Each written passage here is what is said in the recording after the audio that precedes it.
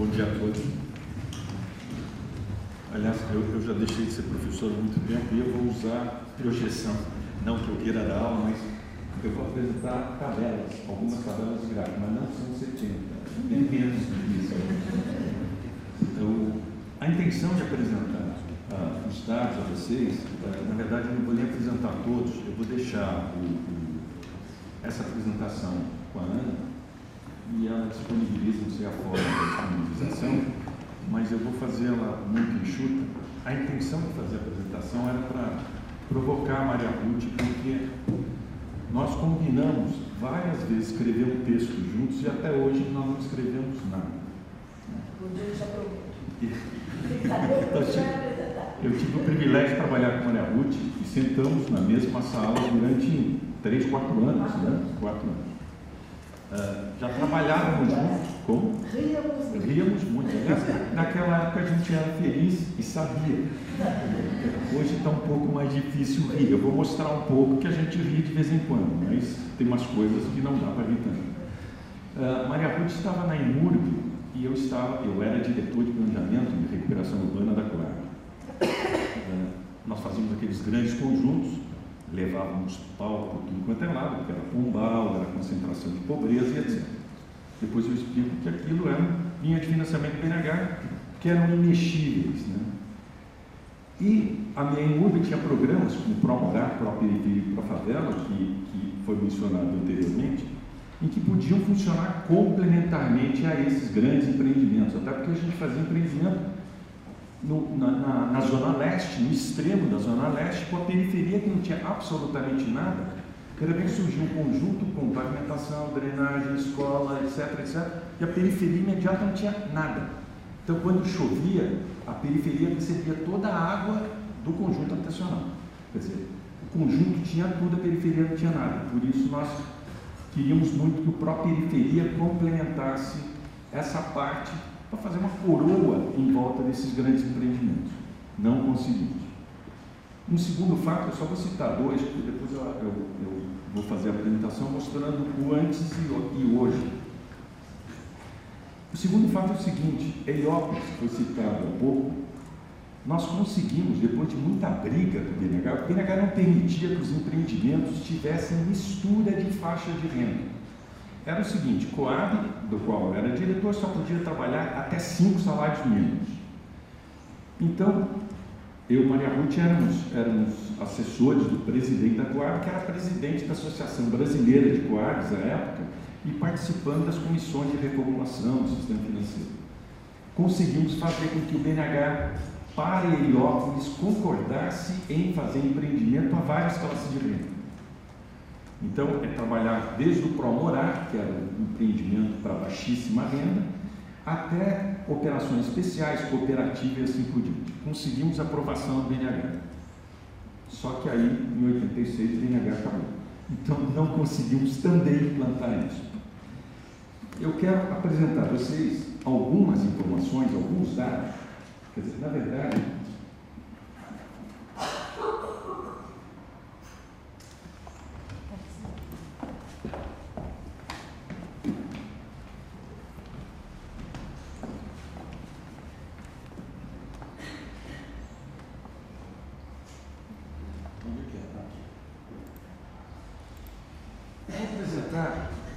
basicamente, diagnóstico, as tabelas de gráficos, só vou colocar algumas mais importantes, e as outras vocês vão poder ter acesso.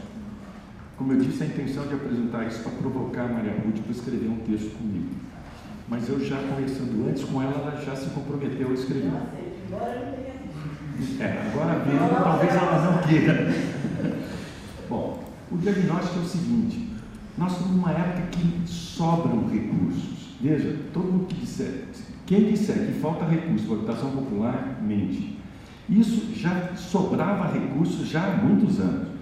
Quando nós fizemos, há 14 anos atrás, uma proposta de política habitacional, isso foi dito e foram levantados recursos. Sobram tantos que aqui, por exemplo, no âmbito estadual, a gente não consegue gastar todos os recursos, né? Só para vocês terem uma ideia, o Estado aumentou a alíquota do ICMS de 1 ponto percentual para a habitação. Esse recurso, ele vai para a Secretaria de Habitação e CDH ou para a construção, e 1/4 disso vai para os municípios.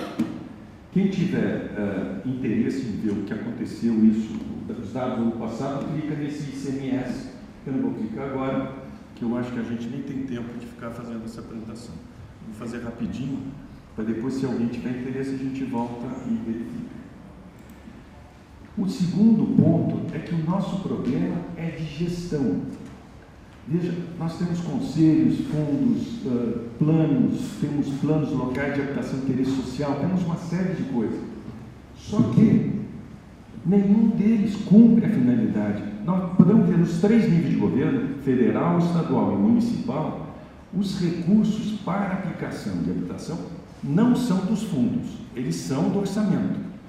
Poucos são dos fundos e não passam pelos conselhos. Serve para os 3 níveis de governo. A outra coisa é que, infelizmente, falta continuidade. E aí vem um pouco do que eu falei há umas 3 semanas atrás, e agora eu estou eu diria assim, não que eu esteja voltando atrás, mas até 86, quando nós trabalhávamos na Coab, nós tínhamos 11 programas habitacionais. Em 2000, 11 programas habitacionais de interesse social do município de São Paulo. Né? Hoje nós temos mais de 54 programas, e eu vou só aqui mostrar aqui o governo federal, esses são os programas, o estado de São Paulo são esses, municípios são esses, e os municípios da região metropolitana, muitos têm programas próprios. O que eu quero dizer é o seguinte, é que antes nós tínhamos só o BNH, que só tinha os seus programas, mas pelo menos eram permanentes e todo mundo conhecia. Hoje, a cada mudança de administração, portanto, basicamente de 2 em 2 anos, e às vezes é no meio dos 2 anos, temos novos programas. A população não sabe que programas são esses. Eu que trabalho na área de habitação, eu digo, é mais ou menos, porque eu também não sei qual é. E eu duvido que alguém saiba completamente quais são os programas. Cada nível de governo, obviamente, sabe quais são os seus programas. O governo federal sabe quais são os federais e assim por diante. Só que a população não sabe. Portanto, isso desorienta a população e a gente. Não dá para fazer nenhuma previsão futura. São os mais variados. Aliás, eu tenho algumas colegas da Emplasa estão aqui presentes e estão analisando os PLIs dos 106 municípios das 4 regiões metropolitanas. Cada PLIs é Plano Local de Habitação de Interesse Social. Cada um tem uma metodologia, uma base, cada um tem uma informação. Na proposta, não sei se todos sabem o que é PLIs. PLIs é o Plano Local de Habitação de Interesse Social, em que o município faz uma previsão do atendimento habitacional até os anos 2020 ou 2022, dependendo do município ou do estado. Eu simplifiquei muito, mas é só para vocês entenderem.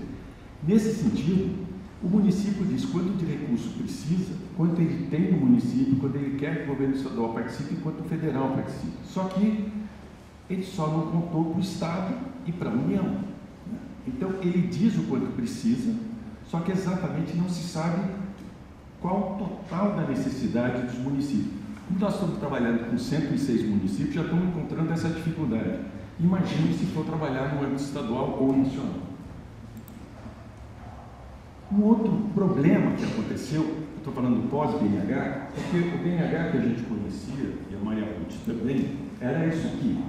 BNH tinha assinado um convênio chamado PLANAP, que é um contrato de gestão com os estados, de que durante 5 anos tinha determinado volume de recursos para programas de habitação, comércio e serviços.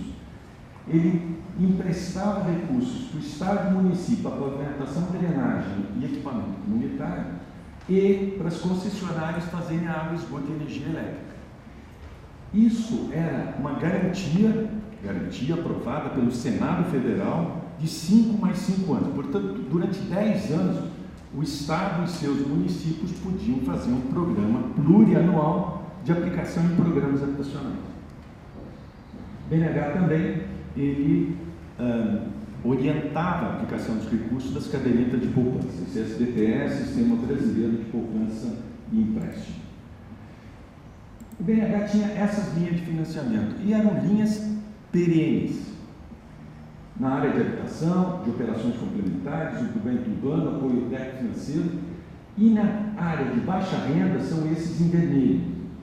Então eram programas conhecidos de todos. Se vocês pegarem os textos do passado, que se fala de determinados programas, alguns programas não funcionaram. Esse programa era junto aos sindicatos, esse aqui era de funcionários públicos, esse aqui era para empresas. Só que eram programas que você podia lançar a mão ao assinar esse contrato do Planalto. O que acontece é que hoje cada financiamento é unitário. Então, o município tem que ir ao governo federal, ou à Caixa Econômica, e contratar um empreendimento habitacional. A questão da infraestrutura e equipamento comunitário não está ligada a esses financiamentos. Então, muitas vezes, financiamentos são exclusivamente para a construção habitacional. Aqui é mais uma constatação. Aliás, São Paulo foi o primeiro estado a criar uma Secretaria de Assuntos Metropolitanos. Também foi o primeiro estado a descriar a Secretaria de Assuntos Metropolitanos. E acabou criando, o ano passado, uma Secretaria de Desenvolvimento Metropolitano, e eu vou citar depois nas propostas, onde nós estamos fazendo, por um contrato da Secretaria de Habitação e da CDHU, a Política Metropolitana de Habitação e o Sistema Integrado da Demanda Habitacional Metropolitana. Então, nós aprendemos a planejar. E eu vou defender a Coab de novo, aqui mostrando o seguinte: todo mundo dizia que a Coab construía tudo na Zona Leste, que era longe de tudo, etc. Só que a Coab construiu de acordo com as diretrizes do PNDI, em que só podia construir na Zona Leste, onde lá iam os investimentos, e lá iria o metrô, como foi, e lá iria uma série, e lá era o eixo de conurbação de São Paulo. Aliás, é uma palavra que não se usa, até porque estão todos tão conurbados que virou metrópole. Não podia construir na Zona Norte, porque tinha serra, não podia construir aqui, tinha outros municípios, e nem na Zona Sul, que é a área de proteção das nascentes. Eu brigo muito, aliás, a maioria aqui nem sabe o que é. Eu era apelidado de Sugismundo. Sugismundo era uma figura dos anos 70, eu acho, que ficava sujando a rua, né? Porque eu queria levar a habitação popular para a Zona Sul. Só que a intenção de levar a habitação popular para a Zona Sul é que grande parte da população de baixa renda trabalhava na Zona Sul. E até hoje a gente vê que muita gente trabalha porque a Zona Leste e o eixo Norte e Sul, todo dia de manhã congestiona de manhã e congestiona à noite na volta. Não conseguimos construir habitação na Zona Sul, só que favelizou-se na Zona Sul. Já teve muita favela. E hoje a urbanização de favela se faz basicamente nas favelas da Zona Sul. Então, urbanizar pode, construir é que não pode. Então, e o pior é que urbanizar é muito mais caro do que construir. E a construir seria uma forma de prevenção da ocupação.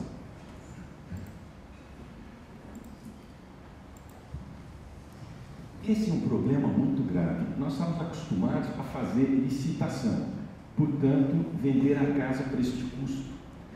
Hoje, a habitação social é a preço de mercado, que não há licitação e as empresas vão direto à Caixa Econômica e conseguem direto adquirir, pegar o financiamento. Resultado, esse gráfico que eu vou ter que apresentar, só para vocês verem o seguinte: isso aqui, desde 73 a 2011, bom, ele vai subindo. Aqui tem o valor médio de financiamento das unidades habitacionais, feitos recursos do Fundo de Garantia e feitos com recursos do SBPE. Eu quero deixar claro que isso aqui não significa que é o aumento do custo do metro quadrado de construção, e sim é a média Brasil do custo unitário de financiamento.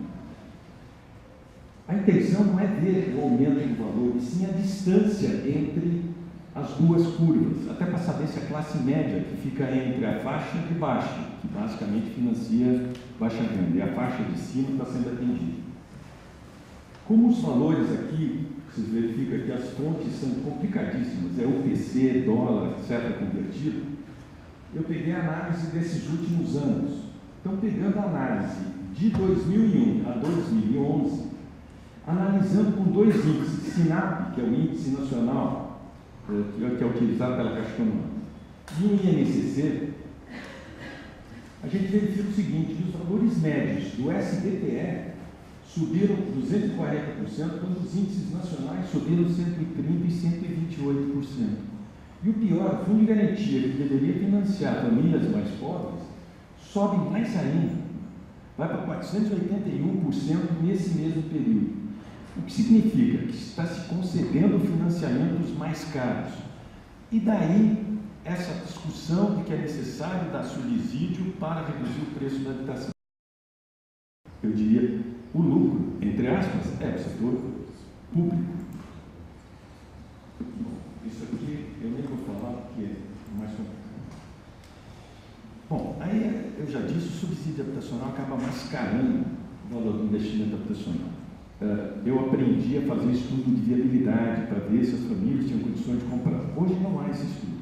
Em qualquer programa habitacional, é o que der. Como é o caso tanto do Minha Casa Minha Vida, como dos financiamentos da CDHU e do município de São Paulo, existe um valor mínimo, por lei. Da CDHU é 15% do salário mínimo, não é isso? Da prefeitura é mais ou menos esse valor, deve girar em torno de 15%. Da União, eu não sei se ainda é 50, é R$50. Não importa se a unidade custa 80, 100 ou 130 mil reais. Então, desculpe, é 50 mil para a faixa até 3 ou 10% do salário da família. Aliás, outro equívoco, tivemos há 10 dias professores da Universidade da Sul da Califórnia, 6 professores, falando sobre habitação, sobre subsídio, etc. Então, uma das coisas que estava sendo discutida é a possibilidade de locação, ou locação social, que o próprio Estado há 20 anos estuda isso. Só que o direito à moradia não é sinônimo de casa própria, nós só temos programa de casa própria. E o pior é que se a casa própria custa R$50 ou 15% de um salário mínimo, qual seria o valor do aluguel que a família pudesse optar pelo aluguel? Em qualquer país, quem não pode comprar, aluga. Nesse país, eu diria assim, quem não pode alugar é proprietário, quer dizer, é o que nós temos de política habitacional. Os municípios têm papel coadjuvante. Os municípios praticamente não participam porque são aqueles que têm menos recursos. Os recursos estão concentrados no Estado e na União. Então, no caso do município de São Paulo, quer dizer, o município tem todos os regulamentos. Aquela última tabela que eu não quero apresentar, e ela fica aí, que é do Estatuto da Cidade, que é um instrumento que o município deveria utilizar também, aliás, para, eu diria, sem ônus, sem recursos. Né? Só que o processo é complexo, leva mais de 8 anos. O problema é que nenhum administrador começa, porque ele não começa e termina na sua gestão. Ele vai terminar na gestão, não a seguinte, talvez ele seja reeleito, mas na outra. Né? Então é um pouco complicado a aplicação do Estatuto da Cidade. Outra coisa é o seguinte, o município só não é coadjuvante quando ele contrata empréstimos com o BID ou o Banco Mundial. Porque ele contrata igual, como se fazia na época do INH, ele contrata um contrato de 4 anos e ele tem condições de planejar sua política habitacional. 4 ou 5. Só que ele paga muito mais juros do que ele pagaria se tomasse recursos nacionais. O ano passado, em dezembro do ano passado, o Estado do Rio de Janeiro assinou um contrato de 480 milhões de dólares com o Banco Mundial para fazer habitação. Ele vai pagar muito mais do que ele pagaria se ele tivesse recursos nacionais. Esse é um outro dado, que o número de imóveis vagos equivale ao déficit. Esse é um outro absurdo. Não quero dizer que todos os imóveis vagos sirvam para atender ao déficit. Mas o que não se pode ter é que a cada censo nós temos mais imóveis vagos. O déficit aumenta, mas o número de imóveis vagos também aumenta. Então, esse é um dado que alguém deveria estudar e há poucos estudos nesse sentido e muito menos iniciativas públicas. Agora vamos no azul, que seriam as propostas, né? Que eu vou simplesmente listar, eu não vou entrar nos detalhes, e depois, se for de interesse, nós podemos discutir no debate. Primeiro é institucionalizar uma política metropolitana de habitação. nós só temos as políticas municipais que somadas não dão a política estadual, que somada não dá a política federal. Pelo contrário. Quer dizer, nós teríamos que ter uma política federal, o estadual, eu diria assim, alinhado com o federal e os municipais alinhados com os estaduais. Mas pelo que nós vimos e pelo que a equipe da Implaza está lendo os PRIs, cada município tem a sua política habitacional, o seu programa e, obviamente, aquilo que a Constituição diz, que a habitação é competência comum, vira competição. O Estado quer fazer melhor que o governo federal, é mais barato. Aí o governo federal quer fazer melhor que o município, aí o município chega e dá a habitação. Então, em vez de trabalharem juntos, eles trabalham contra. A segunda questão é a articulação da política habitacional com as políticas de saneamento, transporte e desenvolvimento urbano. Quando eu mostrei aquele slide de Itaquera para vocês, eu esqueci de dizer que foi feito de acordo com o PMDI, que é o Plano Metropolitano de Desenvolvimento Integrado, que é de 70. A única coisa que não se fez na Zona Leste foi a criação do Polo Industrial de Itaquera, que é onde geraria emprego para as famílias que iriam para Itaquera. No caso, a política de transportes, seja o Rodanel, seja os anéis ou quaisquer projetos ou grandes obras do Estado ou da União, não há nenhuma integração com a habitação. Quer dizer, se faz o Rodanel, nós vimos recentemente uma exposição sobre o Rodanel. Aí eu fiquei tão contente, falei assim, a articulação não é com habitação, é com o transporte também. Quer dizer, o transporte é desarticulado com o transporte. Depois que foi feito o Rodanel, agora está se pensando nos terminais intermodais. Só que o terreno ficou tão caro que o Rodanel, que o setor público não tem condições de comprar. Então, é a mesma coisa desde a época que se fez a linha leste-oeste, que nós queríamos concentrar os tais cortiços que o metrô desapropriou ao longo do metrô, mas não tivemos nenhuma receptividade do metrô em desapropriar um pedaço um pouco maior do que ele fez. Isso é o que nós estamos fazendo hoje, a implantação de um sistema metropolitano de informações habitacionais com base territorial. É o que a Implaza está fazendo, em conjunto com a Secretaria de Habitação e a CDHU, no sentido de montar um banco de dados. Esse banco de dados que junte os dados de uma série de coisas. A questão da demanda, o Minha Casa Minha Vida, quando foi feito, quando foi lançado, ele inscreveu famílias do Brasil inteiro. Você já visto que o sistema da Coab São Paulo hoje tem 1 milhão de pessoas inscritas. É claro que não é no município de São Paulo, deve ser na região metropolitana e talvez até do estado. Mas essa questão da demanda, ela tem que ser analisada no sentido de, eu diria assim, não ter duplicidade ou multiplicidade de inscrição ou de cadastro para efeito da casa própria. Um sistema de já beneficiados em programas habitacionais, um sistema para poder aferir a oferta pública. Uma outra coisa, a gente só fala em déficit, ninguém fala em oferta, né? A gente não sabe quantos tem de oferta habitacional. Todo mundo sabe o quanto precisa de casa. Só que a cada ano nós precisamos de mais casa. E aí a gente viu que cada vez nós temos mais imóveis vagos. Talvez a gente esteja financiando quem efetivamente não precisa de habitação. E financiando com recursos públicos.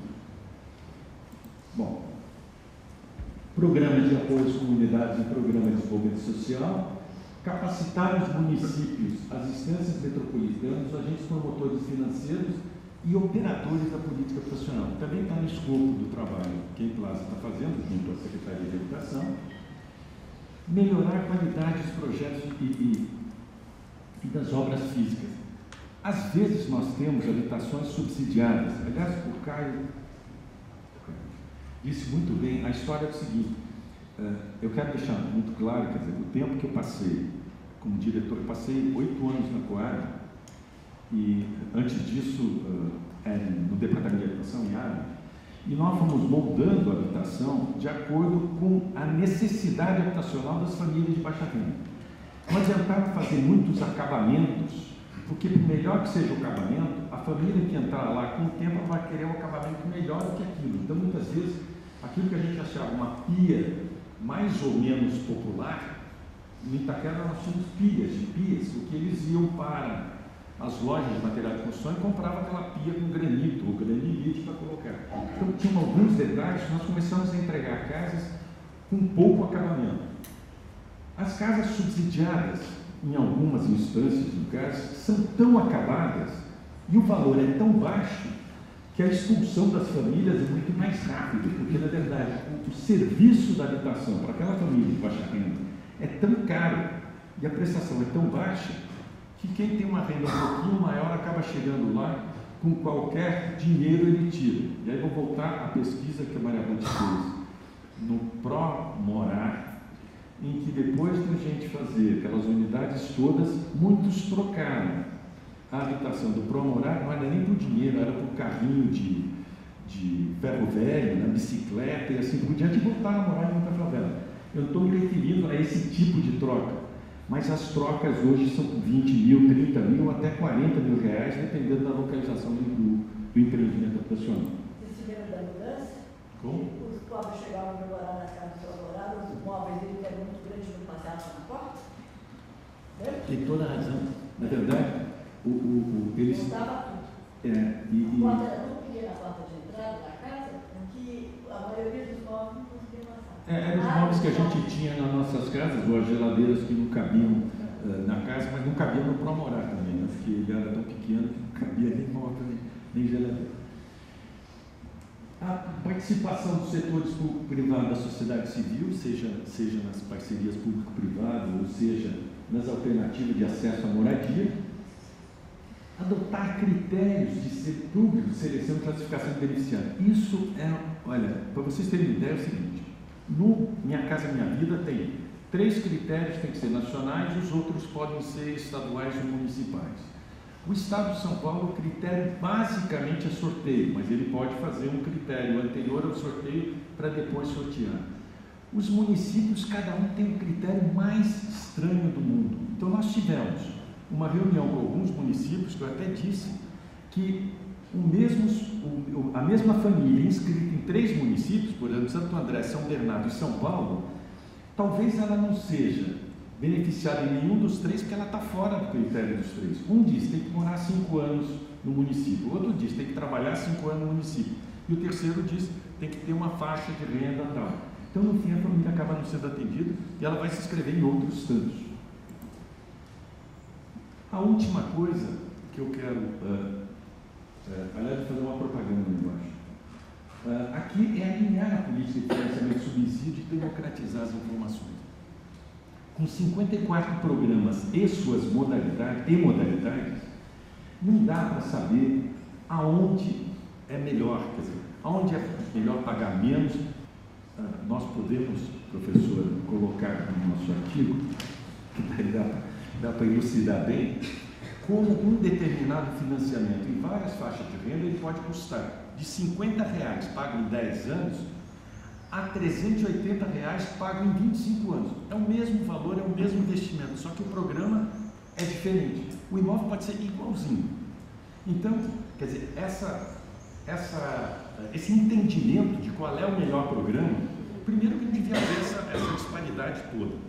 E para isso, eu já propus há alguns anos, né, esse poupa-tempo da habitação, que nada mais seria do que um espaço onde os vários setores do governo teriam um lugar onde eles atenderiam o público ao mesmo tempo e forçariam um pouco que os órgãos de governo se entendesse com o outro, para que ninguém invente um programa habitacional que o outro já tem.